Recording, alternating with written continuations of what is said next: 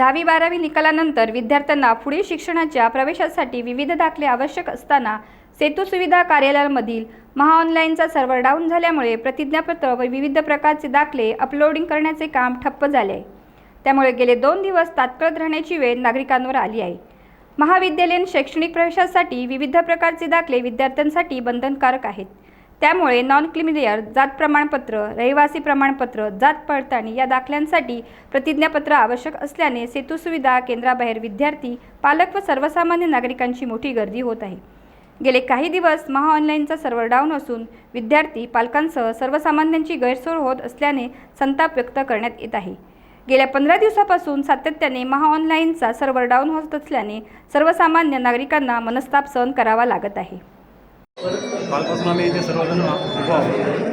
Software इथे चालू होत नाही, शिक्षणाची गरज आहे, त्यामुळे दाखले पण मिळत नाही, काय पण बरोबर की कालपासून आम्ही 10 वाजल्यापासून उभा आहे, 5:30 वाजेपर्यंत एकाचा पण दाखला झाला नाही आणि आता सकाळी 7:30 वाजल्यापासून आहोत। काय करायचं, कोणीतरी ऑब्जेक्शन घेतलं पाहिजे ना।